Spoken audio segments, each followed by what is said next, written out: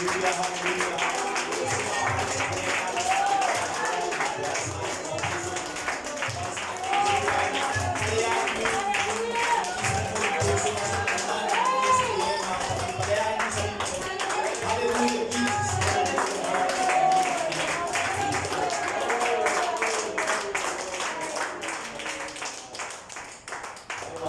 Magandang umaga po mga kapatid sa ating lahat. Talagang nakamiss po yung mga kapatid. Nakamiss yung dami natin. Yung kahit maski ay pipilitin yung tumalo ng kanina talagang ang luwag. Parang sa pikutin pero nabahan tayo. So mga kapatid, napansin ko lang, no?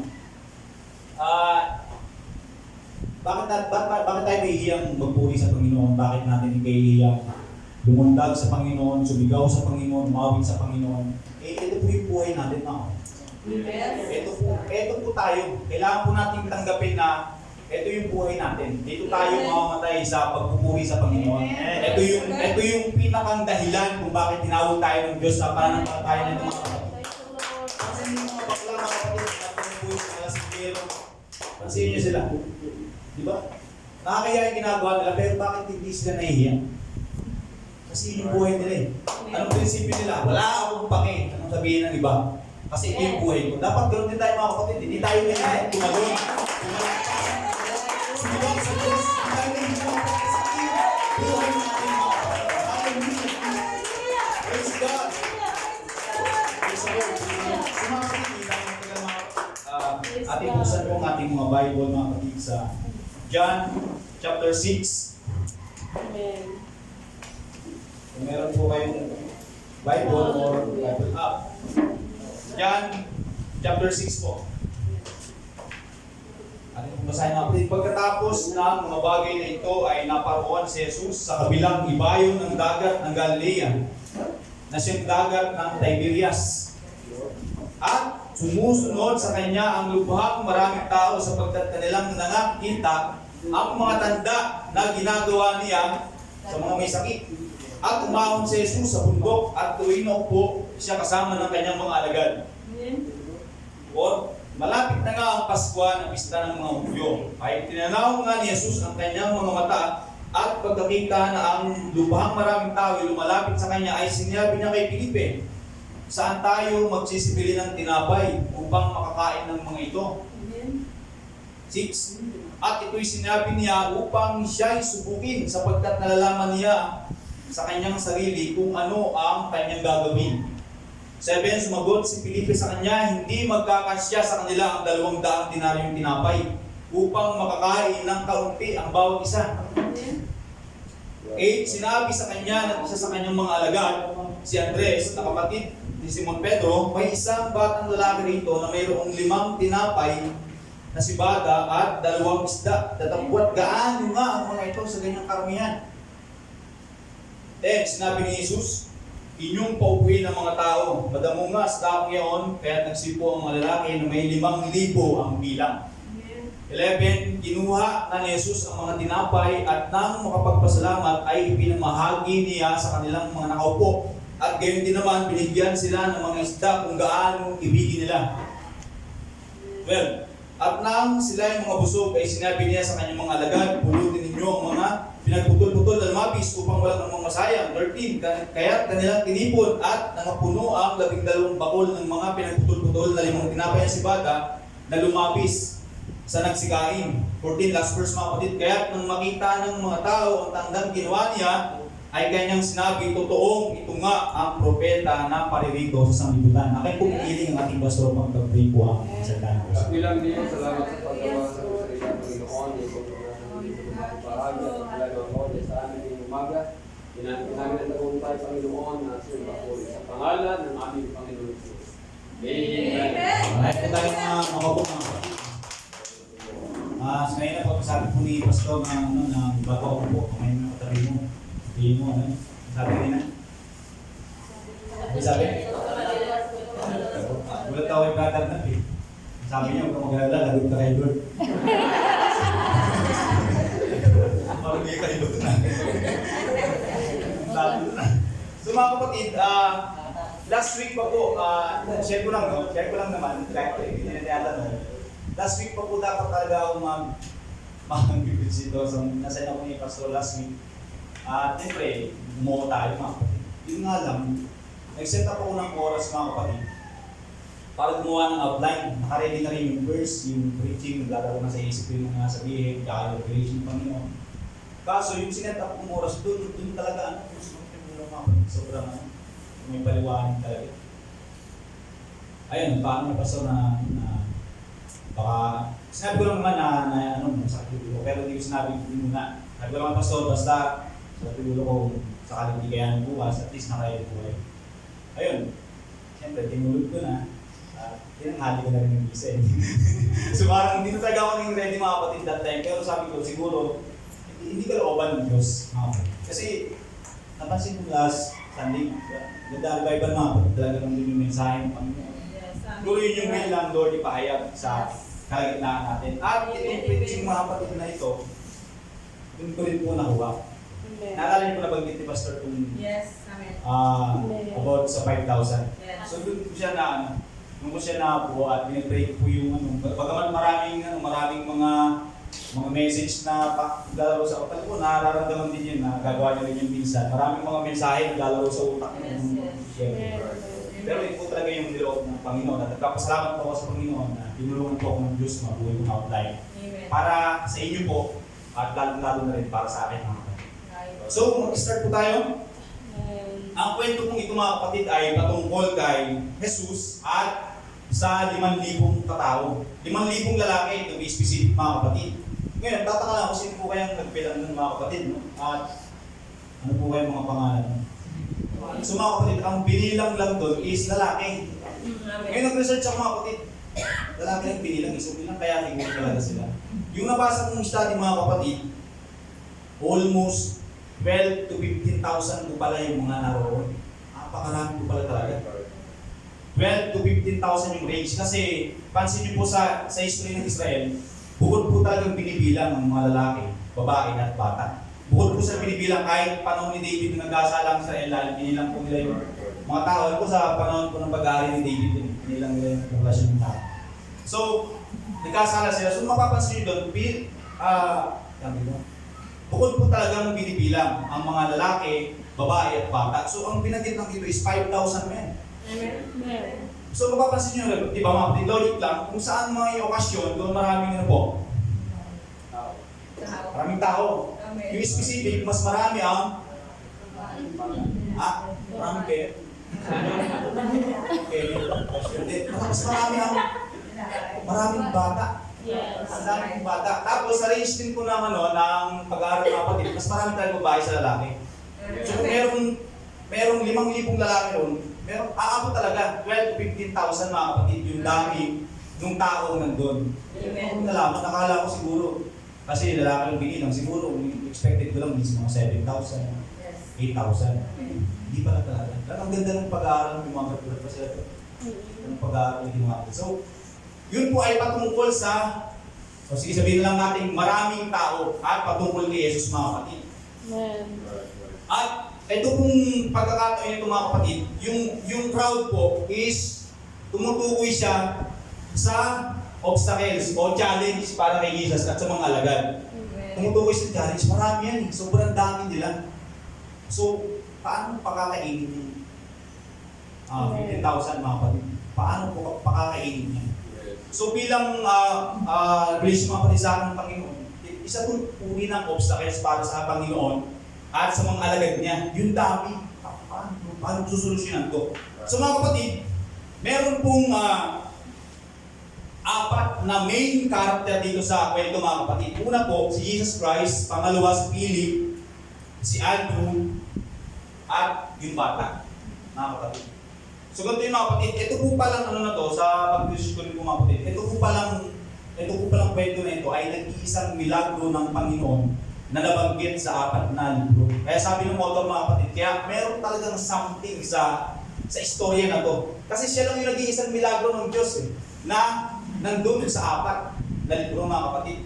At ito pong kay Juan na book, yun po yung pinakang specific na pangalanan po lahat sila doon. At Nandun din yung bata na banggit. Kasi dun sa 3 libro mga kapatid, walang bata po binanggit doon. Yung nakakita, limang tinapay lang po. Tuloy tayo kapatid. Unang karakter mga kapatid na nandito ay si Jesus Christ. Amen. As a leader mga kapatid. So nung binabasa ko yung mga kapatid, kasama yung research ko na binabasa ko siguro ilang article ko, siguro nasa 7, mahaba, nasa ko po lahat. At mga kapatid, hindi lang po pala talaga, hindi lang basta obstacles kay Jesus Christ nung time ko mga kapatid. Nung punang po na yan mga kapatid, basahin natin yung verse 1 and 2. Pagkatapos ng mga bagay na ito ay naparoon si Jesus sa kabilang ibayan ng dagat ng Galilea, na siyang dagat ng Tiberias. Pumunta siya doon. Bakit?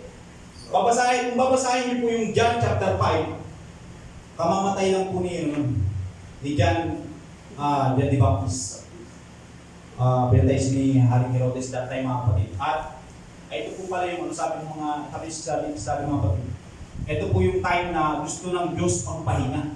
Kasi meron siyang matinding kapigatian sa puso niya that time. Kaya gusto niya munang magpahinga. Gusto niya munang mapag-isa. Dala na rin po ng mag-abon, araw-araw na pagod sa pangaral ng salita ng Diyos, pagbabahagi ng mabuting balita. So habang pinapasa ko mga kapatid, kung hindi ko pa naalaman yung study ng kay John the Baptist, o hindi ko pa naalaman yung dahilan kung bakit gusto nang mag-isa, parang normal lang siyang verse. So nung naramdaman ko yung mga kapatid, ang sakit siguro talaga nun. Kaibigan niya po kasi yun si John the Baptist. So nalaman niya, namatay si John the Baptist. So parang bumuho yung mundo ng Panginoon. Bilang tao mga kapatid, bilang tao. Naramdaman niya mga kapatid, grabing kapigatian, grabing pagod, grabing sakripisyo mga kapatid. At sino po si Jesus Christ sa panahon natin ngayon? Pwedeng pastor, pwedeng ikaw, cell group leader, pwedeng worship leader, pwedeng youth president, next president, LM president, pwedeng mother leader. Ako ito, tataka kasi po ba nga kayo dahil? Totohanan natin. Amen. Nawa po kayo? Sino po nalaktaw? Ha? Nalaktaw po ba dito? So mga kapatid, ginagamit nila lang opportunity yung problem para kumita sila. Okay. Pwede. So mga kapatid, pwedeng pastor, mga kapatid ako po, hindi po biro ang maging leader. Generalize, pastor ka man, sino ka man, hindi po biro ang madaling maging boss. Utos ka lang Amen. Gawin mo to, ganyan, pagalitan mo yung tao pag nagkamali. Madaling maging boss. Mahirap po maging leader. Amen. Kasi ikaw ang gagawa ng lahat Yes, amen. Amen? Amen. Naalala ko pa noon pag pumunta kami sa mundo, mga ngahoy. Siyempre walang daan. Ang nauna sa amin, yung mga si kapatid ko, Pastor Ray, si Tito Jonathan. Siyempre siya yung nasa unahan, siya yung gagawa ng daan. Kapasan niya yan, binisa yung dadaan namin, para may madaan kami, makakuha kami, makarating kami ng makakuha ng daan. So, kahit ako doon mga kapatid, hindi po biro ang muling leader. Amen. Sa member o follower lang. Kasi susundan mo na lang yung nilalakaran niya. Siya lahat ang gagawa, siya lahat ang gagawa ng daan, diskarte, plano, siya lahat. Ikaw susunod ka na lang. Amen. Amen. So hindi po madali maging isang leader mga kapatid. Hallelujah, Jesus. Kailangan po niya mag-aral, kailangan magsikap na lumago. Kasi sa kanya tayo nakatingin mga kapatid Kailangan nilang matuto ng maraming mga bagay. Yan po ang trabaho ng leader at hindi po yan biro. At isa pa mga kapatid, ang leader po hindi lang yung basta leader lang. May sariling pamilya po yan, may nag-aaral yan, nagtatrabaho yan. Ano pa? Marami po. May pinagdadaanan sa buhay yan, may pamilya yan, may namatay kumari, may namatay na pamilya, basta maraming pinagdadaanan ng isang leader mga kapatid. Kaya hindi natin dapat siya tingnan ng isang basta leader lang. Hindi po biro ang maging leader mga kapatid. Hindi po biro mag-handle ng iba't ibang uri ng ugali. Amen? Ang buhay, may mabababawang isip, merong mahilig mamuna. Ang hirap pong i-handle yan mga kapatid. Hindi po biro yan mga kapatid. Imagine mo Meron kang 100% na pasensya. Tapos ang handle mong tao is maabot ng 100 to 500 mga kapatid na iba't iba ang ugali. Pakasya yun mga kapatid. Amen. So mahihirapan ka. Yes. Pero ba't natin kinakaya? Kasi may Panginoon eh. Amen. Kasi mayroong Diyos na naglilid sa atin mga kapatid bilang isang leader. So hindi po biro ang maging leader mga kapatid. Hindi po biro ang alaga ng tao. Amen? Amen. Mas madali pang mag-alaga ng aso mga kapatid. Right, right. Oh, totoo po yan. Hindi po tayo nung lalaki ng tao. Pero mas madali talagang mag-alaga ng aso. Amen. Amen. Ang aso po, pag pinakain nyo yan ng isang beses, araw-araw ka pong maaalala niya. Ang tao po, pakain mo ng isang taon yan. Magkamali ka lang isang beses lang. Wala, nalimutan. Right, right. May limutan ka na. Amen. So hindi po biro mag-alaga ng tao. Lalo yung may mga sariling prinsipyo. Right. Halimbawa naman, wala kang pinag-aralan, yung handle ng tao, mataas ang pinag-aralan. Amen. Halimbawa naman, mas maedad sa'yo. Amen. Right. O kaya naman po, mas magaling sa'yo. Hindi natin may kakailangan mga kapatid bilang leader na mas maraming magaling under sa team natin. Amen. Hindi po natin masasabi na tayo magaling, hindi po. Meron po talagang magagaling sa ilalim natin. Pero Right. tayo yung mag-handle at hindi po biro yan mga kapatid. Amen. Amen. Po, lalo yung may prinsipyo. Sa lahat po mga kapatid ng pinakamahirap i-handle ng tao, yung may prinsipyo. Yung bang nakaprogram yung utak nila na kapag ganito, ganito na, hindi mo siya pwede baguhin. Napakahirap po i-handle yan mga kapatid. Amen. Kahit anong paalala mo dyan, kahit anong guidance mo dyan, kahit anong turo mo dyan, hindi po yan magbabago. Kasi meron silang prinsipyo na pinangahawakan na eto na yun. So mga kapatid, hindi biro maging isang leader, pero nakaka-encourage po ang ginawa ni Jesus Christ mga kapatid. Pero sa kabila ng lahat, ginawa niya po opportunity yung paglapit ng mga tao. Sa kabila ng pagod, kapighatian, napakalungkot niya that time. Na-imagine mo nga mga kapatid, gaano katindi, mamataya ka ng kaibigan, kasama mo sa ministry. Siya pa nag-baptize sa kanya mga kapatid. Yes, yes. Napakasakit ng mga kapatid. Right, At right. gusto niya mag-isa. Pero hindi eh. Yung paglapit ng karamihan, ginawa niya yung opportunity yun. Baliwala ang pagod, baliwala ang hirap, baliwala ang lungkot. Yes. Kaya siguro ang mga kapatid, makikilala ko kung sino ako sa kanila. Para may pahayag sa kanila yung kapangyarihan na kaya kong gawin. May pahayag ka sa kanila kung ano yung plano ko sa kanila. Baliwala ang pagod mga kapatid. Siguro mga kapatid, tanong ko sa inyo, makakatulong po ba yung lungkot o yung pagod natin? Makakatulong po ba siya? Makakatulong po ba siya para lumago yung ating cell group, ating church? Di ba hindi po? Lalo lang matetenga. Tingin niyo mga kapatid, kung ang Panginoon hindi pinansin yung 10,000 o yung 15,000, siguro wala sa history ko mga kapatid. Amen. Hindi ako papahingot na ako. Pero sa kanya mga kapatid, walang pahipahinga. Walang lungkot-lungkot, basta magawa lang po yung kalooban ng Panginoon. Ay, siguro, hallelujah, Jesus. Basta kayo sa mga kapatid, tabi lang sa inyo kanina is 15,000, ginawa po ng Diyos yung opportunity. Yes. Ginawa niya yung oportunidad. So yun yung unang karakter mga kapatid. Pangalawang karakter po natin is si Philip. Isang pesimista mga kapatid. Siyempre kong bigay ng meaning. Pessimist. Anong pessimist? Pessimist is yung laging words na nakikita mo sa isang bagay. So sa Philip po mga kapatid ay negative thinking. O yan. Negative thinker, tapos laging masama yung nakikita niya sa isang bagay. Brad, paano masabi wala ka naman doon Masyadong mentality po. Basahin po natin mga kapatid para malinaw po. Verse 6 and 7 mga kapatid. At ito'y sinabi niya, wait lang. Ito pala mga kapatid, 5, 6, and 7. Tinanong nga ni Jesus ang kanyang mga mata at pagkakita ng mga lubhang maraming tao yung malapit sa kanya ay sinabi niya kay Felipe, saan tayo magtisibili ng tinapay upang makakain ng mga ito? Ang tanong po ng Diyos, saan tayo bibili ng tinapay? Tandaan po mga kapatid, saan tayo bibili ng tinapay? Ang sagot po ni Felipe mga kapatid tayo ito. At ito'y sinabi niya, wait lang mga kapatid, ito'y sinabi niya upang siya isubukin. Alam ng Diyos ang gagawin Pero gusto niya subukin si Felipe mga kapatid. Nalaman niya ang kanyang sarili kung ano ang kanyang gagawin. 7, sumagot si Felipe sa kanya, hindi magkakasya sa kanila ang 200 denaryong tinapay upang makakain ng kaunti ang bawat isa. Ang tanong ng Panginoon, saan tayo bibili ng tinapay? Amen.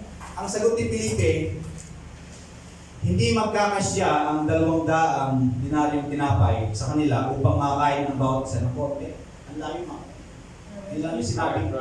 May McDo doon sa kabilang kanto. Merong Jollibee doon, merong Jogging doon. Hindi po. Kasi kagad. Hindi kasya. Amen. Amen. So, ang example natin ng mga kapatid. Parang ganda yung mga kapatid. Bro, kumusta ka sa trabaho mo? Ang sagot, walang kita, pastor. Ang tanong, kamusta ka? Ang tanong, yung kita mo. Ang tanong, kamusta ka, Brad? Okay ka ba? Nahirapan ka ba? Hindi, ang sagot agad. Walang kita, pastor. Walang kita. Sis, kumusta sa group mo? Lockdown, pastor eh. Lockdown. Kaya tanong lang naman eh. Kamusta sa group mo? Ano ba? Malago ba? Mabagsak pa yung attendance? Ano ba? Saan pa nahirapan? Financially, no? Hindi, lockdown, pastor eh. Lockdown. Online lang kami ngayon. Online na. Kumusta sa pag-aaral, Brad, sis? Daming activity, pastor. Dami. Hindi mo po yung tinatanong yung activity kung madami. Ang tinatanong ko, kamusta pag-aaral? Hilipot ka ba? So maraming ganun Kristiyano mga kapatid. Para lang may maisip sila, may sila mga kapatid, sesegue yung tanong. Kamusta ka, Brad? Dapat yung sagot natin. Hindi yung words lagi na nakikita natin. Amen. Yes.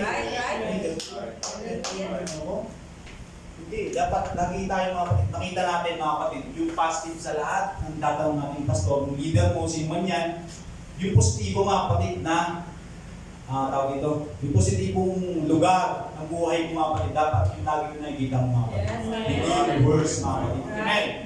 Praise the Lord, hallelujah, Jesus.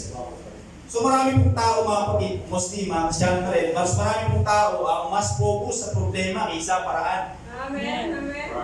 Wala pang aksyon nagdadahilan na po agad. Yes. Hindi pa nga sinubukan eh. Parang ganito yung mga kapatid eh, pag sa business mga kapatid. Tara mo, business tayo. Okay din. Yung sa mga ganyan. Hindi ako para dyan. Hindi pa nga nasubukan. Amen. Brad, ikaw magsumit, hindi po kaya. Hindi mo pa nga nasubukan eh. Paano masabing mga kapatid? So marami pong Kristiyano gano'n, mas nakikita nila yung masama o yung worst na lugar sa buhay nila kesa yung positibo mga kapatid. At nakakalungkot lang po, si Bill po ay gano'n yung time ni Jesus Christ. Pero mga kapatid, sa history, isa po si Philip sa tinaguriang isa sa pinaka-great leader na nagtatag ng early church mga kapatid. Isa po si Philip doon. At marami po sa stat mga kapatid na binasa ko article, may mga nagsasabi na maraming tao daw po ang gusto alisin yung yung verse na yan, nung si Felipe ay medyo, kasi nga, great leader siya tapos may ganito siyang kwento. Pero hindi nilog ng Diyos. Para malaman natin, alam mo sa atin maraming pang pag-uulang. Maraming dapat ayusin sa buhay natin. Walang magaling agad dito, walang great leader agad dito, pero maraming gustong ayusin ang Diyos sa buhay natin. At dapat po mga kapatid natin, malaman mga kapatid na okay lang, malaman ng ibang tao, na dati tayong doon, at least, nakita nila na binago po tayong Panginoon.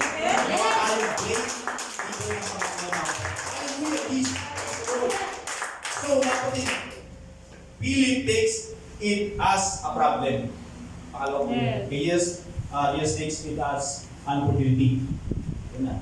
So, pangatlong character po dito sa Bible ay si Andrew. Hindi po yung hotdog mga kapatid, Andrew. Hindi po hotdog. Andrew mga kapatid. Si Andres. Pangalawang alagad na nabanggit dun sa story mga kapatid. Verse 8 to 9, sinabi sa kanya ng isa sa kanyang mga alagad, si Andres, na kapatid ni Simon Pedro. May isang batang lalaki rito na mayroong 5 tinapay na sibada at 2 isda. Datapwat gaano ang mga ito sa kanyang karamihan. Kung babasahin niyo po siya mga kapatid, basa lang, talagang hindi nyo lalagay po siya. ano siya? Nandun lang yung verse. Sa English natin basahin mga kapatid. Doon sa 9 mga kapatid. There is a lad here which had 5 barley loaves and 2 small fishes. But what are they among so many? So, nabasa ko rin ito mga kapatid. Ang sabi rito mga kapatid, may tono po itong pagsasalita ng Andrew dito mga kapatid. Parang ganito yung tono niya. Habang mo. Okay, yung tono niya mga kapatid. Hindi kanta mga kapatid. Yung parang salita. Parang ganito po. May isang batang lalaki dito. Batang lalaki dito. Parang ganito.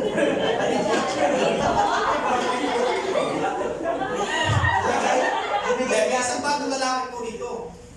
Na mayroong 5 tinapay na isda. Parang ganun. 5 tinapay na isda at 2 tinapay na isda.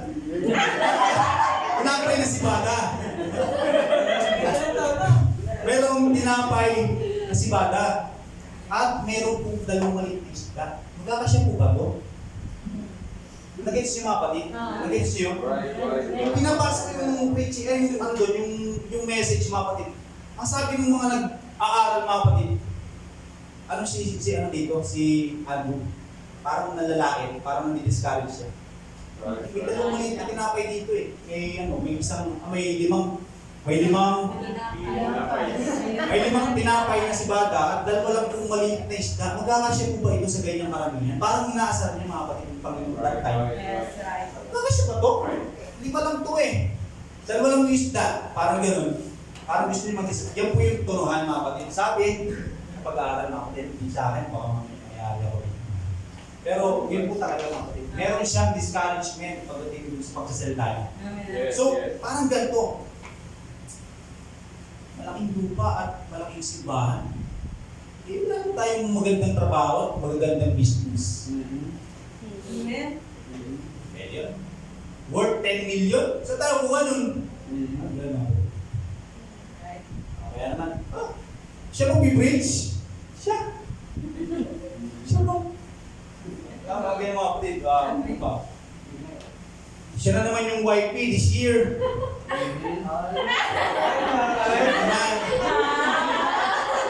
Sorry.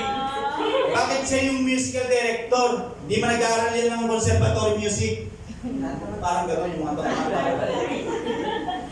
Siya leader na siya. Siya leader na yun. Bago lang yun ah. Yes. Bago lang yun. Ako alam yun eh. Mention ka, balik-barang sa kayo. Magiging successful eh, wala namang tinapos yan. Itinda lang naman yan eh, nang tinapay lang dati yan eh. Parang gano'n yung mga pananalita. Parang isla mga kapatid. Parang puro discouragement. Amen. Hindi nila dinadirect. Dahil mo naman hindi. Pagkatapos yan, i-move yan eh. Parang gano'n. Hindi sila direct, pero may isa parang sasalita nila mga kapatid. Amen. At nakakalungkot lang po mga kapatid. Marami pa po sa atin ang gano'n mga kapatid. Right, right. Hindi ko sinasabi, wala dito yan. Kasi ano yun eh, paraan po naman eh. Pang-comfort. So, gusto kong sabihin mga kapatid, marami po sa atin. Amen. Praise God. Amen? Mas maganda na yung totoo tayo para ayusin tayo ng Panginoon. Amen. Kasi sabihin natin na wala dito yan, paano tayo ayusin? Yes. Wala dito lagi sinasabi natin, pero ang totoo, meron talaga. Amen. So mga kapatid, ganito yung tunuhan o yung pananalita ni Andrew that time mga kapatid. Kasi ano si Andrew mga kapatid eh, sabi rito mga kapatid is, Andrew is a realist. Masyado siyang, tawag dito, yung logical lagi lang yung inano niya. Logic lang lagi siya. Logic. Parang, ano siya, yung parang sa mathematical equation. 5 loaves pa plus 2 fishes is insufficient. Equal insufficient. Ano?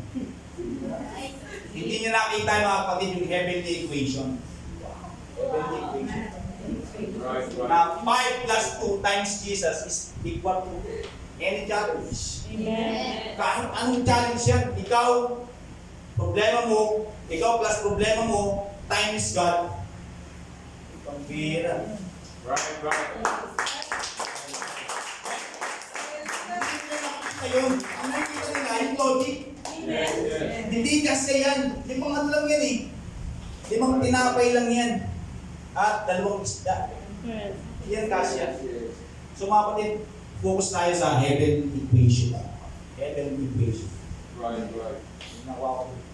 So mga kapatid,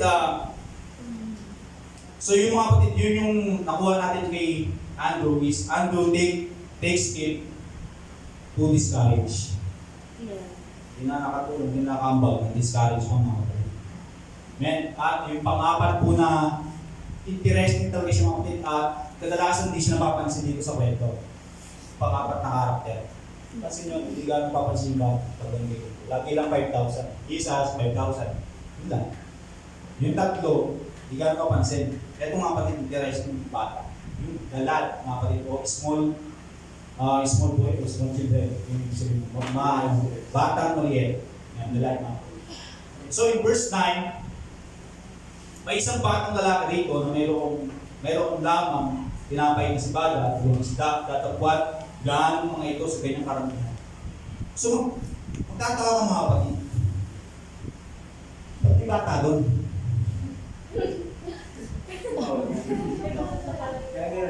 May bata doon. Nakita ka agad sila eh. Nakita ka agad siya nung disciple eh. At ang isa pa doon mga kapatid, may 5 tinapay siyang dala, tsaka 2 isda. Amen. Siya lang ang may dala mga kapatid, pambihira. Sa dami nung 15,000. Walang mga dalang pagkain. Yung bata lang may dala. Right, right. Ano nangyari yun? Diba? At yun na nga mga kapatid. Ito po yung sinabi mga kapatid dun sa message na binasa mga kapatid. Ang bata daw po ito ay nag-range ng 12 years old. Yung bata. 12 years old. At sa history po ng Israel, hindi pwedeng lumabas ang bata na walang kasamang magulang. Meron po talaga siyang kasama. Yes. Ano to base sa history nila to, pinasihan lang nila po history. So, hindi tayo sigurado. At ang bata po ito ay kabilang sa mahirap na pamilya. Uy, ano nila nalaman? Mahirap yung bata. Pinasihan po yung tinapay na dala. Sa English is barley loaves. Na sa panahon po ng Israel, yung panahon ni Jesus Christ, ang barley po ang pinakamurang tinapay kaysa wet na tinapay. Right, right. Wet. So ang bata daw po ito ay mahirap na bata. Yes. Pwede rin. At yun, mas matibay na ebidensya mga kapatid. Mas mahirap lang po yung bata ng mga kapatid. At ang sabi dito mga kapatid, maaari din daw po na yung batang ito ay hindi niya baon yung tinapay, hindi niya yung pagkain. Maaari yung bata daw po na yun ay nagbebenta that time pagkain. Kasi kung iisipin niyo daw po mabuti, yung daming tinapay at 2 isda, hindi po kayang busin yun mag-isa. So ang sabi ng isa din mga kapatid is, pwedeng nagtitinda siya that time ng tinapay. Naglalako. May trip na lang na pala dati mga kapatid. No? Meron pa lang mga benta-bentahan. So, sabi ko, pero sabi doon sa last na message ng mga kapatid ng ating mga kapatid is, hindi naman yun mahalaga eh, kung ano siya doon. Ang ano doon, ang nakapagtaka doon, bakit may dala siya? Yung iba wala. So, ito mga kapatid. Gayon pa man, ayun pala. Isa siya sa karamihan mga kapatid. Di ba yung karamihan is obstacles nga matutuloy? Isa sa doon, isa sa crowd. Isa siya sa crowd. Pero hindi niya ibinilang yung sarili niya bilang isang obstacles. Para sa Panginoon. Hindi niya binilang. Kasi may dala siyang pagkain. O ginawa niya kakaiba yung sarili niya. Whether nagbebenta man siya o nagbago siya, ginawa niya kakaiba yung sarili niya. Bakit? Lahat po ng pumunta ron, ang hanap nila pagkain. Kagalingan. Right. Amen? Right. Miracles. Pero itong batang ito, nagbago. Ibig sabihin, hindi pagkain ang hanap niya. Amen. Yes, yes. Hindi po pagkain. So mga kapatid, ito na. Hindi niya binilang, kabilang siya sa crowd, siya sa dun sa 12 to 15,000 na tao. Pero hindi niya ibinilang yung sarili niya bilang pabigat para sa Panginoon. Hindi siya pabigat, hindi siya pabuhat mga kapatid, hindi siya salungat sa Panginoon mga kapatid. Amen? Yes. At yun po yung nakakahanga dun sa bata mga kapatid. Ang sabi ng mga kapatid, the Lord takes it to be different. Naging kakaiba niya sa lahat mga kapatid. So marami po Kristiyano mga kapatid, sa panahon natin mga kapatid. O kahit nasa unang panahon, marami talaga yun, wala nang pong bago. Marami talagang Kristiyano mga kapatid ang minsan pabigat sa grupo, pabigat sa pabuhat, hindi pang sinusunto, lagi pang kailangan may pagkain, kailangan may... Diba? Amen. May proyekto yung yung leader. Ay, iba yun sa amin. Diba? Sabi nga. Amen. Ang bagal tayo, wala pera, meron naman. May panlaro naman. May panlaro ng ML, pero walang pangumbag. Right, right. Amen. Amen, amen. Maraming pong pabigat na tao, mga pabigat na Kristiyano sa panahon natin. Pabuhat, kumbaga parang lagi na lang nakakain, lagi na lang kakamustahin, lagi na lang bibisitahin. Amen, amen. Tagal na, pambihira. Amen? Amen. So mga kapatid, be alert mga kapatid. Praise God. Be different. Huwag kang maging kagaya ng karamihan na binubuhat pa, naakay pa sa simbahan. Amen? Di-text pa, uy, late ka na. Bro, pupunta ka ba? Amen. Amen? Amen? Right. Praise the Lord. So mga kapatid, the Lord takes it to be different. Maging iba tayo sa dami ng sa dami ng tao. Maging different, maging kakaiba tayo sa lahat. Yes, hallelujah. Ha? Hindi tayo dapat maging pabigat sa church, sa pastor natin, sa leader natin. Kaya naman, hindi dapat tayo pabigat. Sa dito lang mga kapatid, dapat tayo mas nagpapagaan sa bigat mga kapatid. Dapat tumutulong tayo. Yun yung muna mga kapatid, dalawa kasi yung katangin ng bata rin mga kapatid. At hindi ko na rin po ito patatagalin mga kapatid, no? Mabilis naman po itong preaching, hindi ko matagal na rin po yata. So pwede tayo tumayo mga kapatid. Amen. Hallelujah. Napansin niyo mga kapatid, habang may ginagawa kayo dyan, nagpe-prepare kayo para sa tagol mga kapatid, i-focus niyo pa rin yung isip niyo. Ito yung pinaka-interesting kasi sa kwento mga kapatid yung bata. Hallelujah. Mapapansin niyo po ang bata. Mas focus siya sa karakter ng isang cartoon character, basketball player, artista, anime. Mas focus siya doon sa karakter. Kaysa sa kung anong kaya gawin mo. Pansin niyo ba? Yes. Ay, Superman! Bakit? Hindi ka. Makapangyarihan Superman. Basta Superman na lang siya. Batman! Makapangyarihan Batman. Hindi ba? Batman na sila. Ilang beses po ako nakapanood ng NBA. Papansin mo bata ron na kapatid. Pag nakita nilang dumaan yung idol nilang basketball player, tuwan-tuwa sila. Katulungan ba sila nun? Hindi, di ba? Tuwan-tuwa sila mga kapatid pag nakita nila. Cartoon character, kilala yung mga cartoon character pero hindi nila alam kung ano kaya gawin mo ngayon. Kasi nakapokus ang mga bata mga kapatid sa character. Dun sa kung sino yung tao. Amen, amen. O ano yung tao. Doon siya nakapokus. Wow. Ganda mga kapatid. Yes. Mapapansin yung mga bata, lagi silang nasa unahan pag may mga situation. Lagi silang nasa unahan, high-issue sila. Amen, amen. Yung bata rito mga kapatid sa panahon ni Jesus Christ, nasa unahan siya. Gusto niya makita si Jesus Christ. Gusto niya makita ang Diyos. Hindi siya after sa miracle. Wala siyang pakialam doon. Wala siyang pakialam sa pagalingin. Hindi niya alam yun eh. Hindi niya alam yung kung ano man yan. Hindi yung dahilan. Ang dahilan niya kaya siya nandun, nandun si Jesus. Nakapunta. Nandun si Jesus eh. Right, right. Kapatid. Hallelujah. Lord.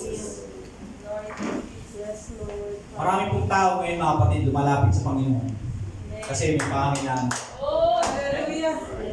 May pangailangan sila. Yes. Pwedeng relationship. Gusto nila magkaroon ng maayos na relasyon. Girlfriend, boyfriend. Gusto nila lumapit sa Panginoon para doon. Pangalawa, gusto nila magkaroon ng financial freedom, financial stability. Kaya lumalapit sila sa Panginoon. Amen?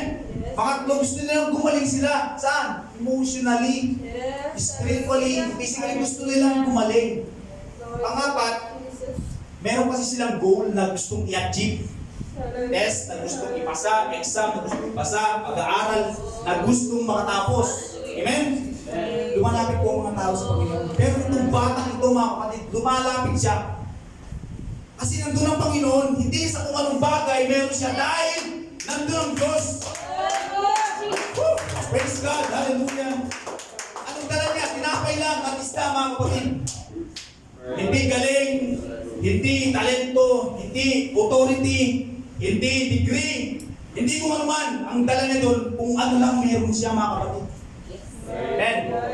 Woo! Praise the Lord! So ito yung message mga kapatid. Kapag lumapit ka na ang dahilan mo ay ang Panginoon, hindi ka lang niya bibigyan ng magandang relasyon mga kapatid sa tao. Gagawin ka pa niyang inspirasyon para mas maraming tao ang magkaroon ng healthy relationship sa mga tao rin mga kapatid.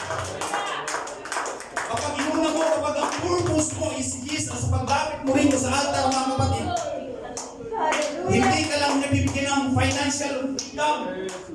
Gagamitin ka pa niya para mas maraming tao ang magkaroon ng financial freedom. Praise God. Kapag lumapit ka na ang dahilan mo ang Panginoon, hindi lang ikaw ang gagaling. Emotionally, physically, spiritually, gagamitin ka niya mga kapatid para mas maraming tao ang bumalik. Physically, spiritually. Kapag ang Diyos ang dahilan mo, kaya lumalapit na ngayon, hindi lang ikaw mga kapatid ang magkakaroon ng achievement sa buhay.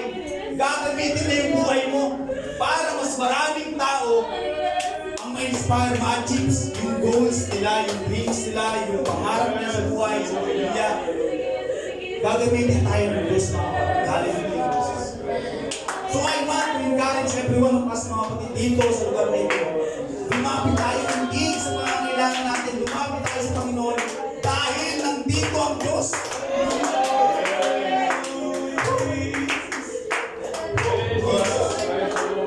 Lumapit tayo sa Panginoon dahil nandito siya mga kapatid. Siya yung dahilan. God. God. The Lord gives willingly what He had. Binigay ng bata anong meron siya yung pagkakataon niya. At ginamit din ng Diyos para mag-benefits yung 15,000 tao. So kung anong meron ka ngayon mga kapatid, sino ka man ngayon, ano man yung pinadaan mo sa buhay, gano'ng karaming trials ang hindi mo na ipasa, gano'ng karaming pagsubok yung hindi mo na pagtagumpayan, nandito ka pa rin mga kapatid. Gagamitin tayo ng Panginoon. Hallelujah, Jesus. Praise God. Hallelujah, Jesus.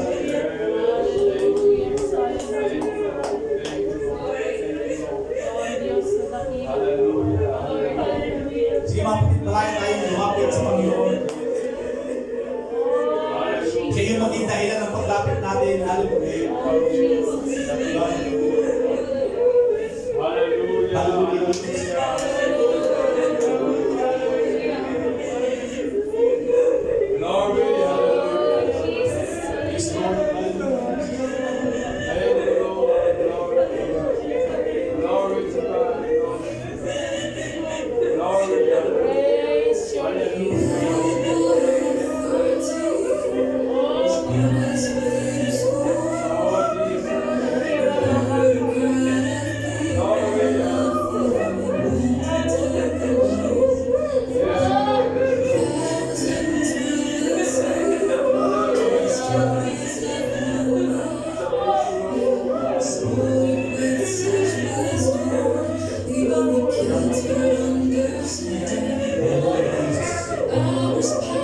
Siguro mga kapatid, yung tagumpay ay nasa mundo.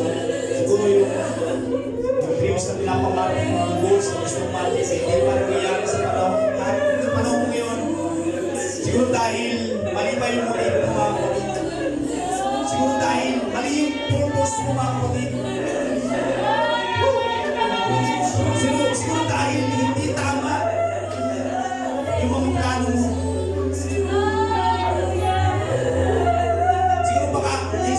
Makalimutan mo yung totoong purpose mo sa buhay. Kaya hindi niya mabinibigay yung Diyos na Jesus.